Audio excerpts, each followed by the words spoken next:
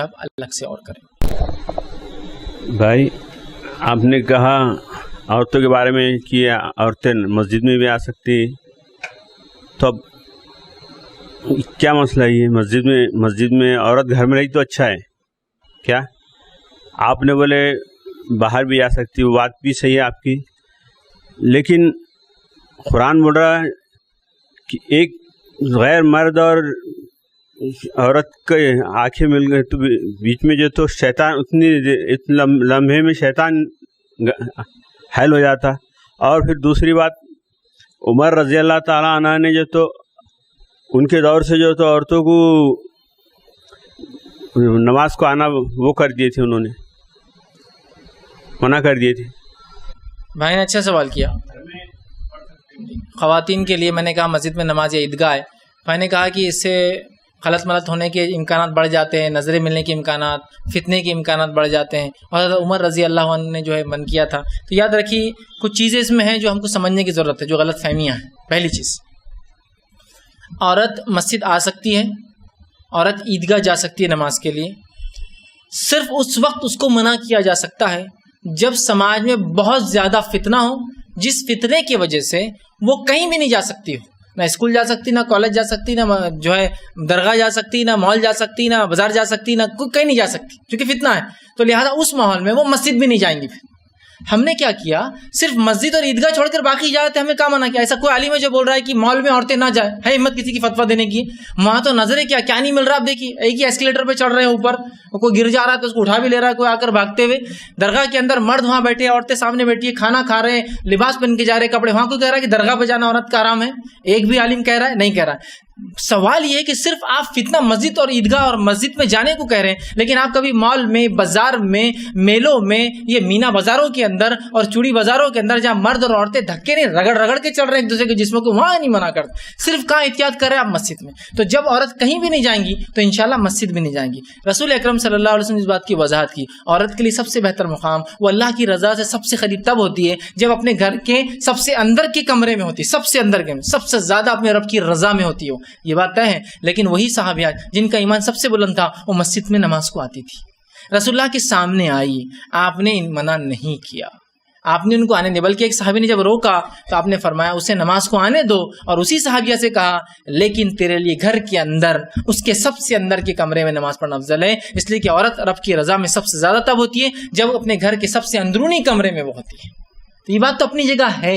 تو اگر آپ بازار میں منع کر رہے، درگاہ پہ منع کر رہے، مال پہ منع کر رہے، سنیما منع کر رہے، کالج کو منع کر رہے، بازاروں منع کر رہے، تو پھر مسجد میں منع کیجیے نا. لیکن آپ سب جگہ اجازت دے دیے، صرف ایک جگہ فتنہ ہے. ایسا لگتا ہے پورے گنڈے، موالی، ڈاکو، چھڑ والے صرف مسجد میں بیٹھے ہیں اور باقی پورے نیک لوگ مالس میں بیٹھے ہیں مدد کے لیے، پورے اچھے لوگ درگاہوں پہ بیٹھے ہیں، پورے نیک لوگ سب جگہ صرف درگاہ مسجدوں میں وہ ہیں. تو سب جگہ بند تو یہاں بھی بند. دوسرا ایک بہت اہم بات جو بھائی نے کی اور جو عام طور سے ایک غلط بات پھیلائی جاتی ہے، اس کی کوئی حقیقت نہیں یاد رکھی، وہ یہ ہے کہ عمر ابن خطاب رضی اللہ عنہ نے اس بات کو بند کیا. اور ایک دوسری روایت جس میں عائشہ رضی اللہ عنہ فرماتی اگر اللہ کے رسول اس دور میں زندہ ہوتے اور عورتوں کو دیکھتے وہ کیا کر رہی ہے تو آپ مسجد میں آنے سے منع کر دیتے. یہ دو چیزوں کو لاتے ہیں، حضرت عمر کا قول اور یہ.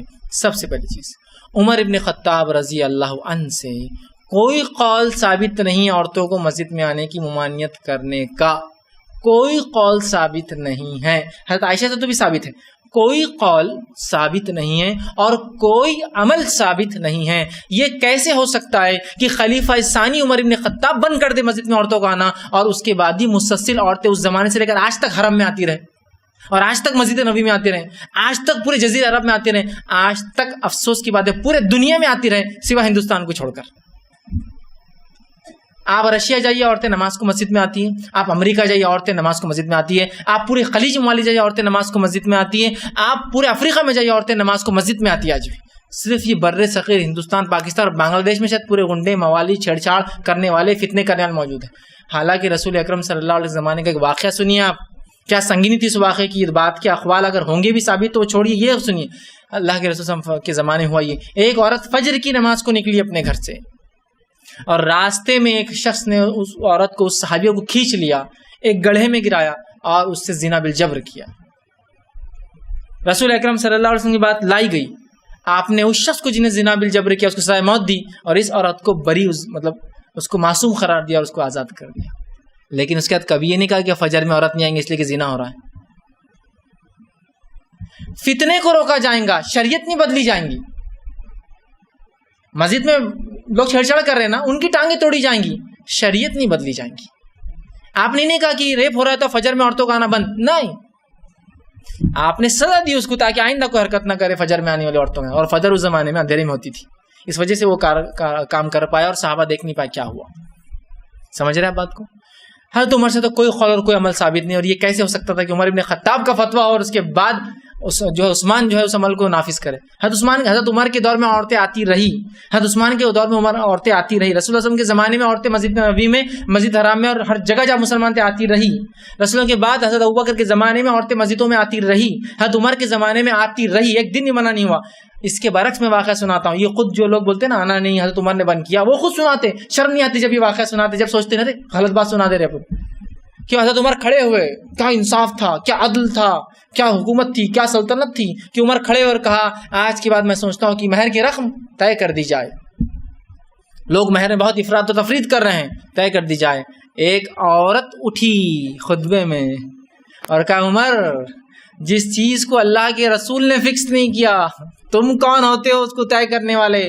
عمر نے کہا عورت حق پر ہے, عمر غلطی پر تھا, ختم. یہ واقعہ تو سناتے ہیں تو تھوڑا سوال یہ آ رہا کہ وہ عورت آئی کیسا تھی عمر کے دور میں جو عمر نے بند کرا دیا تھا رضی اللہ عنہ. کیا کہا آپ نے, عورت حق پر ہے, عمر غلط تھا. عورت بیٹھ گئی, پردے میں تھی اپنی جگہ, لیکن کہا اس نے اٹھ کر کہ قرآن میں اللہ نے کہا کہ اگر تم کسی کو قنطار خزانہ بھی دے دو, ایک بہت بڑا سونے کا پہاڑ بھی دو اگر مہر میں, تو واپس نہ لو, تو تم کون ہوتے عمر؟ رسول اللہ نے جس چیز کو طے نہیں کیا کہ تم طے کرو. عمر کہا عمر غلط ہے, عورت صحیح ہے. تو آتی رہی. عثمان ابن عفان رضی اللہ عنہ دور میں عورتیں مسجد نبوی اور دیگر مساجد میں آتی رہی. اس کے بعد علی بن ابی طالب کے دور میں آتی رہی. خلفاء راشدین کے بعد دیگر ادوار میں آتی رہی, اور اس دور سے رسول اللہ صلی اللہ علیہ وسلم کے لے کر آج تک آتی ہے. صرف ہم نے بند کر دیا. شاید غنڈے موالی پورے یہاں گئے تھے وہاں پر بر صغیر میں, اور چھیڑ چھاڑے پورے ہی کر رہے تھے, چونکہ عرب سے ہکالے گئے ہوں گے تو یہاں آ کے چھیڑ چھاڑ کر رہے. امریکہ سے ہکالے گئے ہوں گے تو یہاں آ کے جمع ہوئے چھیڑ چھاڑ کو. تو چھیڑ چھاڑ کو تو اور موقع ہی نہیں نا عورت کو, صرف مسجد کو تو ایک موقع چھیڑنے کا, اور کہاں ہے کوئی چھیڑنے کا موقع؟ حالانکہ وہاں تو با پردہ آ رہی ہے, پورے پردے میں آ رہی ہے, ایک دینی تقریب میں آ رہی ہے. تو ایک جذبہ ہوتا ہے انسان کے اندر, اسپرچول جس کو بولیں گے, ایک جذبات ہوتے ہیں کہ دینی. جبکہ مالس میں, ہوٹلوں میں, تھیٹرز میں, میلوں میں اس میں کوئی جذبے ہوتے ہیں کہ وہاں تو دکھانے کو جایا جا رہا ہے, وہاں تو بتانے میں جا رہا ہے. وہاں تو آپ اجازت دیتے ہیں.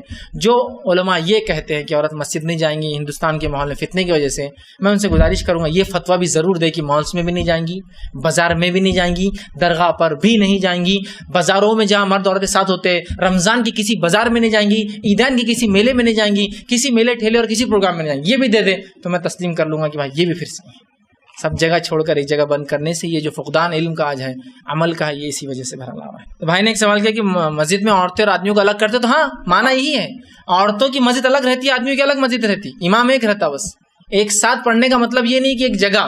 اب حرم میں چونکہ بہت مشکل ہوتا ہے ان کو مینٹین کرنا, ویسے وہ کرتے ہیں, مسجد نبوی میں تو انہوں نے الگ ہی کر کے رکھا. تو نماز مرد عورتیں اگر مسجد میں نماز پڑھیں گی تو اس کا ہرگز یہ مطلب نہیں ہے کہ ساتھ پڑھیں گی. عورتیں اگر مردوں کے ساتھ نماز پڑھیں گی کا مطلب یہ مردوں کی مسجد ہوں گی, عورتوں کی مسجد ہوں گی, امام ایک ہوں گا, دونوں ایک کے پیچھے چلیں گے.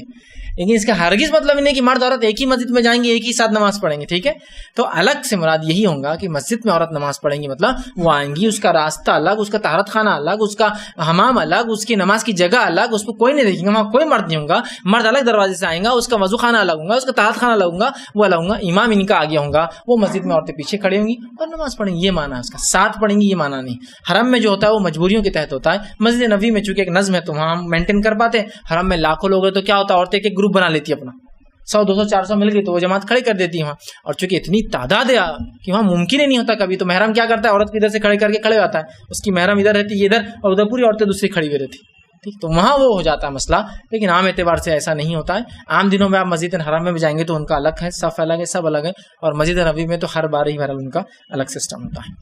کسی نے بہرحال کسی نے کہا ہماری عمر بہن سوال ہے کہ اسلام میں عورتیں مسجد میں جا کے نماز کیوں نہیں پڑھتی, اور نماز پڑھنے کا طریقہ الگ کیوں ہے, اور عیدگاہ میں کیوں نہیں جاتی؟ قرآن مجید میں بہن کدھر بھی نہیں لکھا ہے کہ عورت مسجد میں نہیں جا سکتی. وہ ہمارے انڈیا پاکستان میں ہے, इसलिए इस्लाम को देखने के लिए इंडिया को मत देखो, पाकिस्तान को मत देखो, कोलकाता को मत देखो, कुरान को देखो।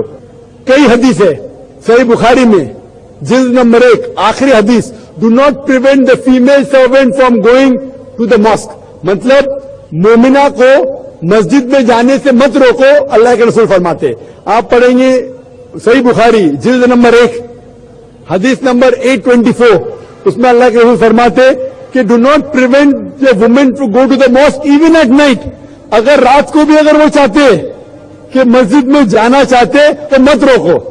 तो मस्जिद में औरतें जा सकते हैं। वो अभी इंडिया पाकिस्तान में रोकते, क्यों रोकते उनसे पूछिए। कुरान और हदीस में तो लिखा जा सकते हैं। कलकत्ता में भी एक आध मस्जिद है क्या नहीं भाई? है, 2 मस्जिदें भाई साहब बोलते, 2 मस्जिदें, एड्रेस ले लेना आप बाद में। 2 मस्जिदें है जहां खवातीन जा सकते। इंशाअल्लाह कल 4 होंगी, परसों 10 होंगी, इंशाअल्लाह सब मस्जिद में 4 होंगी। Equal but separate facility.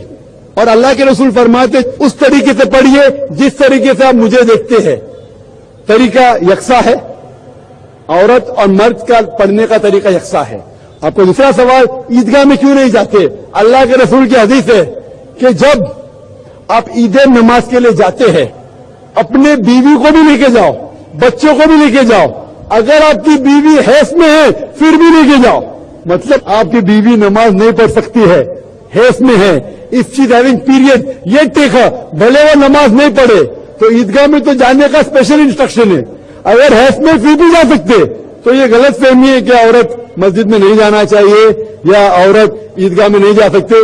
ईदगाह में हैस के हालत में भी जा सकती, भले वो नमाज न पढ़े फिर भी जा सकती। Hope the answer the question.